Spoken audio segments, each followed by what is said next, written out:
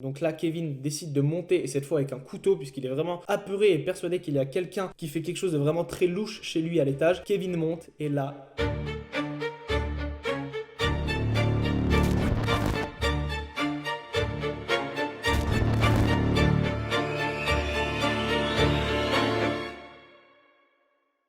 Wesh, mes frères et garçons, j'espère que vous allez bien, que vous pétez la forme, voilà, après cette rentrée qui pour certains a été incroyable et pour d'autres a été totalement pitoyable. Voilà, je sais que là ça fait quelques semaines que tout le monde a repris les cours. N'hésitez pas d'ailleurs en commentaire à me dire si vous êtes content de cette rentrée ou pas. Je sais qu'il y en a vraiment beaucoup qui sont très déçus de leur classe, voilà. Mais vous inquiétez pas, je vous le dis, ça va devenir vos meilleurs potes. Voilà, tous ceux qui viennent d'arriver au collège ou même au lycée, vous dites ah, il y a que des casseuses dans ma classe, vous allez voir que dans 2 mois ce sera vos best friends. J'en suis l'exemple même, mes meilleurs potes à l'heure actuelle, quoi? Oui, je sais que j'ai pas de potes, mais c'est... Arrête! Aujourd'hui, je vous ai sélectionné évidemment 3 histoires d'horreur, non pas du paranormal, mais un truc bel et bien pire, qui tourne autour de plusieurs thématiques pour au final revenir sur une seule. Ça veut rien dire. Voilà. Je parle, ça veut rien dire. Avant de commencer la première histoire d'horreur, je vous rappelle que j'ai lancé une promo là depuis hier et du coup, elle est encore disponible et plus pour longtemps. J'ai restock des pulls French garçon rose parce qu'il y en avait plus et même d'autres couleurs. Donc allez acheter vos pulls pour être un vrai French garçon et rentrer à fond dans le French garçon gang. D'ailleurs, je kiffe vos photos avec les pulls, c'est juste un truc de ouf. Donc faites vite, la promo va pas durer longtemps et surtout, il en reste pas beaucoup. Le lien est dans la première ligne de la description. Je compte sur vous, mon gang. Petite anecdote, c'est une qualité de fou, hein, comme vous pouvez le voir. Voilà, la qualité. Incroyable, pépite, regardez-moi ça. Comment tu vas être moche avec un pull aussi beau? Je ne sais pas. Allez, on est parti pour le premier extrait d'horreur, let's go. Cette histoire nous vient d'une French garçon qui s'appelle Amandine. Amandine, au moment des faits, elle a 19 ans et à l'heure actuelle, elle a donc 20 ans. C'était donc il y a 1 an que cette histoire est passée et évidemment, je l'ai appelée Amandine puisqu'elle reste souhaitée anonyme. D'ailleurs, si vous m'envoyez vos histoires d'horreur, n'hésitez pas à me dire si vous voulez que je mette votre Instagram dans la vidéo ou si vous souhaitez rester anonyme. Amandine nous explique qu'à ce moment-là, elle arrive en fac, c'est sa première année et en fac, il y a un truc que tout le monde doit faire en fait qui est obligatoire par l'établissement, c'est tout simplement une visite médicale. Ceux qui sont en fac comme moi doivent très bien le savoir. Voilà, on reçoit un papier et on doit aller faire une visite médicale pour voir si tout va bien. Voilà, c'est une visite de contrôle entre guillemets. Donc Amandine, en début d'année, reçoit une lettre de convocation chez le médecin pour faire donc sa visite médicale, sauf qu'elle en parle à ses potes et ses potes, elles, n'ont pas encore reçu cette lettre, donc elle est en avance. Elle va même en parler à une autre amie à elle qui, elle, est en 2e année et lui demander si c'est normal d'avoir reçu la lettre aussitôt. Et sa pote lui dit de pas du tout s'inquiéter, qu'ils ont dû faire une erreur, mais voilà, qu'elle a été convoquée en avance et qu'elle doit y aller, il n'y a pas de problème. Donc Amandine, qu'est-ce qu'elle fait? Une semaine après, donc à la date de convocation, elle prend sa petite voiture et elle se rend à l'adresse indiquée. Sauf qu'au fur et à mesure qu'elle roule et qu'elle a mis le GPS, elle se rend très vite compte que l'adresse n'est pas du tout au centre-ville et même à côté de la fac, elle est tout simplement en campagne, excentrée totalement de la ville. Donc déjà, premier truc chelou, pour un cabinet médical, il y en a plein en ville, pourquoi la fac aurait choisi un cabinet hyper éloigné de la ville? Bref, Amandine, elle se pose pas plus de questions que ça, elle continue de rouler et elle arrive à la dite adresse. Sauf qu'au moment d'arriver sur les lieux, elle remarque une maison toute seule au milieu d'un champ, une maison totalement abandonnée, enfin du moins qu'il a l'air abandonné. Donc la maison est quasiment en ruine, c'est vraiment bizarre. Donc là, Amandine appelle l'une de ses amies, celle qui est donc en 2e année, qu'elle avait appelé pour lui demander si c'était normal qu'elle avait reçu le papier, vous avez compris. Elle l'appelle et lui demande si c'est normal que le cabinet médical ressemble à ça et que ce soit hors de la ville, puisque elle, son amie, a déjà fait la visite médicale, donc elle sait à quoi ça ressemble. Et elle lui dit pas du tout, ça ne ressemble pas du tout à ça, c'est au centre-ville. Elle va même jusqu'à lui donner l'adresse et Amandine, elle check et c'est pas du tout là où elle est en réalité. Donc là, Amandine, elle commence un petit peu à flipper et elle est toujours en même temps en appel avec sa pote qui lui demande où est-ce qu'elle est et Amandine lui envoie donc sa localisation Snap. Dieu merci d'ailleurs. Vous allez voir pourquoi. Donc Amandine, elle décide de remonter dans sa voiture et de partir, sauf qu'au moment où elle raccroche et remonte dans sa voiture, elle voit un homme d'un certain âge entre guillemets sortir de cette maison par le balcon et appelle Amandine et lui fait signe de venir. Et cet homme est actuellement, au moment où il sort de la maison, en blouse et avec un stéthoscope. Donc c'est vraiment, il ressemble vraiment à un docteur. Donc là, Amandine, elle trouve ça vraiment chelou, mais elle se dit, bon, j'ai reçu cette lettre de la fac qui me dit d'aller ici, je vois un docteur, j'y vais. Boum. Donc Amandine, elle y va, elle rentre dans la maison. Premier truc chelou, les pièces sont vraiment chelou comme inhabité, c'est en ruine. Jusqu'au moment où elle arrive dans le bureau, donc dans le cabinet médical, il n'y avait même pas de secrétaire, rien du tout, donc ce qui aurait déjà dû alarmer Amandine, mais elle décide quand même d'y aller. Amandine, je te le dis, t'es une ouf. Moi, je serais partie 1000 fois déjà. Amandine décide quand même d'effectuer sa visite médicale. Elle se fait ausculter par le médecin qui a l'air à première vue plutôt normal, jusqu'au moment où il commence à avoir des questions un petit peu bizarres envers Amandine. Il lui demande des trucs sur sa sexualité, entre guillemets, en lui demandant si elle est toujours vierge, des trucs qu'un médecin est pas censé demander pour un simple contrôle médical en fait, des trucs beaucoup trop bizarres. Le médecin remarque qu'Amandine est totalement apeurée et lui propose un verre d'eau pour se détendre et donc va lui chercher ce fameux verre d'eau. Amandine boit son verre d'eau et le médecin continue à poser des questions de plus en plus cheloues sur la sexualité d'Amandine, vraiment beaucoup trop bizarre. Et là, Amandine commence à se lever pour partir et au moment où elle se lève, trou noir. C'est-à-dire qu'Amandine ne se souvient plus de rien et se réveille à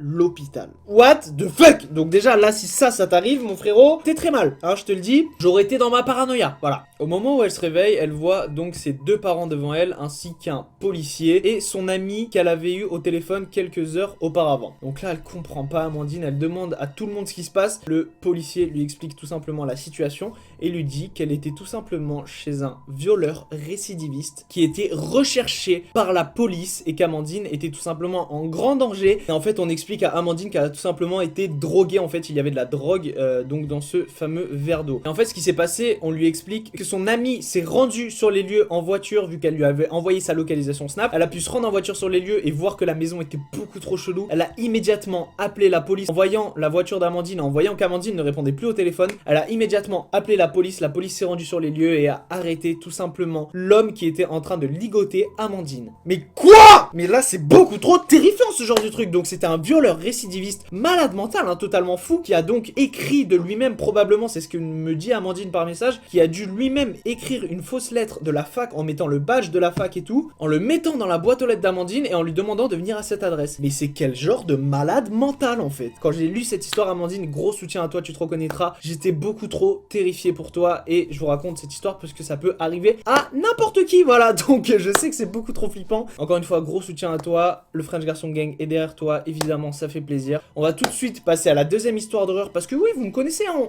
on se chie dessus tout le temps, voilà. On continue, c'est comme ça, on se fait plaisir, voilà. Donc voilà, vous voyez, ça monte, hop là, boum. Et là, c'est la troisième histoire, elle est là. Vous allez voir que la troisième d'ailleurs, bref, voilà, je m'arrête là. On est tout de suite parti pour la deuxième histoire d'horreur. Let's go. Cette histoire nous vient d'un French garçon qui souhaite encore une fois rester anonyme, totalement compréhensible vu ce qui lui est arrivé. On l'appellera donc Kevin. Kevin a 16 ans au moment des faits, il a actuellement 19 ans, donc ça s'est passé il y a 3 ans, il a mis 3 ans à digérer et à pouvoir nous raconter cette histoire, ce qui est compréhensible parce que vous allez voir c'est beaucoup trop terrible et ça peut vous arriver à tous. Mais c'est vrai en plus. Kevin rentre des cours et va chercher sa sœur, donc il rentre chez eux, il n'y a pas de problème. Kevin sait que ce soir-là, il doit s'occuper de sa sœur puisque ses parents travaillent jusqu'à très tard. Ce soir-là, ils pourront pas être rentrés avant une certaine heure, donc Kevin il est au courant, il n'y a pas de souci. Il y avait déjà de la nourriture prête dans le frigo, donc il a juste à faire réchauffer et à servir sa sœur et lui il regarde un petit film, voilà, ils se font plaisir. Petite soirée frère et sœur, ça fait toujours plaisir, voilà. Kevin il se régale, il fait sa petite soirée, jusqu'au moment où il entend des bruits provenant de l'étage. Donc là, il entend des bruits comme des bruits de pas, des coups, comme si quelqu'un se tapait contre une armoire ou des trucs vraiment bizarres. Kevin décide de monter et aller voir ce qui se passe. Kevin monte, il monte les escaliers un à un, les bruits s'intensifient encore et encore jusqu'au moment où Kevin arrive en haut des escaliers et là il n'aperçoit rien du tout, il n'y a rien. Kevin fait le tour de toutes les chambres, il n'y a rien ni personne. Donc là, Kevin redescend, il se dit que c'est peut-être un chat. Il explique qu'il y a des chats dans son quartier qui parfois sont sur son toit ou des trucs comme ça. Ok, Kevin relativise et redescend voir le film avec sa sœur. Jusqu'au moment où il regarde le film et Kevin entend des sortes de rires provenant de l'étage. Donc là, c'est déjà beaucoup trop terrifiant ce qui lui arrive. C'est-à-dire qu'il entend quelqu'un se taper un énorme fou rire comme un fou malade à son étage. Kevin, à ce moment-là, quand il entend ces rires, il se dit que c'est peut-être son PC qui tourne en fond, qu'il a laissé une vidéo. Peut-être une de mes vidéos, ça fait plaisir, voilà, Simir Kevin. Bref, donc là, Kevin décide de monter, et cette fois avec un couteau, puisqu'il est vraiment apeuré et persuadé qu'il y a quelqu'un qui fait quelque chose de vraiment très louche chez lui à l'étage. Kevin monte, et là, il n'y a encore une fois personne. Donc là, Kevin, il commence à se dire que bon, ça doit être la fatigue des cours, plus le film, il a dû entendre un truc. Il relativise encore une fois. Vous savez très bien que quand vous relativisez trop, c'est mauvais, ça finit jamais bien. Ne relativisez pas, s'il vous plaît. Bref, Kevin relativise, décide d'aller coucher sa sœur et d'aller à son tour se coucher. Lorsqu'il va coucher sa sœur, rien d'anormal, il se brosse les dents, puis il va se coucher. Et au moment où il pose son téléphone sur sa table de nuit, sans faire exprès, il fait tomber sa bouteille d'eau par terre.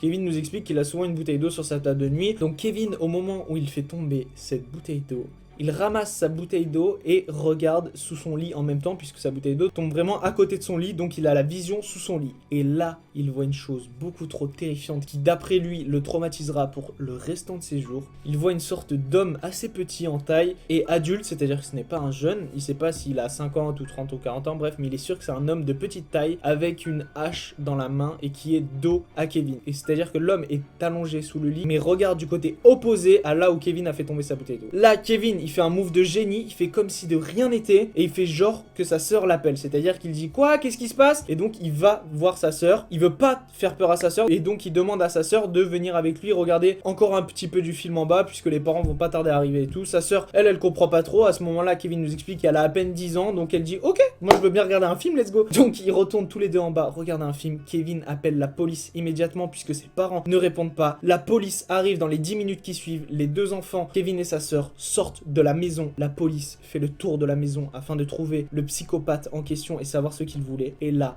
la police ne trouve strictement rien. Il n'y a rien ni personne dans cette maison ni aux alentours. Comme si le psychopathe caché sous le lit de Kevin avait entendu peut-être la police venir ou entendu Kevin, je sais pas. On saura jamais. Et la police, après une brève enquête, n'a remarqué aucune trace d'effraction. Donc ça veut dire qu'on ne sait toujours pas comment ce psychopathe, ce fou malade avec une hache, est rentré dans la maison de Kevin et qu'est-ce qu'il voulait à Kevin et sa sœur une fois qu'ils seraient endormis. Et pourquoi, le plus terrifiant, pourquoi cet homme caché sous le lit avec une hache se tapait des fous rires, comme si ça le faisait rire d'être ici. Vraiment un psychopathe, un malade mental. Et encore une fois, je vous le rappelle, il n'y a eu aucune trace d'effraction. Donc c'est ça qui est beaucoup trop terrifiant en fait, c'est que ça peut tous nous arriver tous les soirs. C'est-à-dire que on se doute pas, la personne est là sous notre lit avec une arme et veut peut-être nous tuer ou nous vouloir du mal. Il y a des fous et des psychopathes partout, donc faites vraiment attention. Voilà, je sens que vous allez tous regarder sous votre lit ce soir et vous faites bien. Voilà.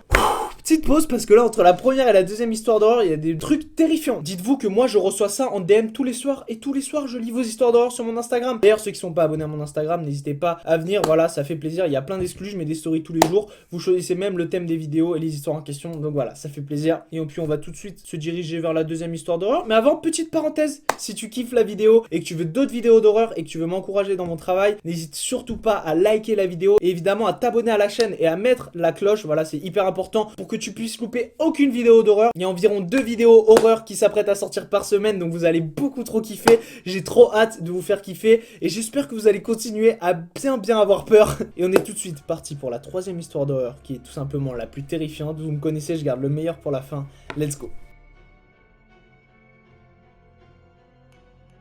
Pourquoi cette histoire est terrifiante? Puisque elle peut, encore une fois, comme les deux autres, vous arriver, mais celle-là encore plus. Vous allez voir et comprendre pourquoi. Cette histoire nous provient de Chloé. Chloé qui est une French garçon qui, encore une fois, souhaite rester anonyme. Chloé nous explique qu'au moment des faits, elle a 15 ans et actuellement, elle a donc 17 ans. Chloé, ce soir-là, va dormir chez une copine, donc rien d'anormal jusque-là. Voilà, une espèce de petite soirée pyjama à deux. Elle regarde Netflix, YouTube, Insta, voilà, vous connaissez les bails. Voilà, il n'y a pas de problème. Elles s'amusent et elles vont finalement se coucher aux alentours des 1h du matin. Thug life. Bref, à 15 ans, voilà, ça se fait plaisir à 1h du matin. Il se trouve que Chloé, elle, dort sur un lit gonflable qui se trouve sous la fenêtre. C'est hyper important, retenez-le pour la suite. Et c'est en plein été, en pleine canicule, donc les fenêtres sont ouvertes ainsi que les volets pour que l'air puisse passer dans la chambre et rafraîchir Chloé et sa pote. Bref, Chloé et sa pote s'endorment jusqu'au moment où, aux alentours de 3h du matin, Chloé est réveillée par des bruits provenant du jardin, donc en dessous de la fenêtre. Et en plus, Chloé est apeurée puisqu'elle nous explique que la fenêtre, à bout de bras, elle est accessible. Ça veut dire qu'on peut tout simplement passer ses bras et on est dans la chambre de l'ami de Chloé en fait. On est dans la chambre. C'est beaucoup trop terrifiant puisque sa chambre se trouve au rez-de-chaussée. C'est très important, souvenez-vous. Donc là, Chloé, elle commence un petit peu à flipper. Elle est réveillée toute seule et on entend des bruits de pas provenant du jardin de dessous de la fenêtre. Elle décide de réveiller son amie qui, elle, s'en fout totalement et lui dit que c'est probablement un chat ou quelque chose qui passe dans le quartier. Elle s'en fout. Sa pote, elle s'en fout. Elle veut dormir. Vous connaissez. Quand vous dormez chez des potes, déjà, si vous avez un lit, c'est cool, voilà.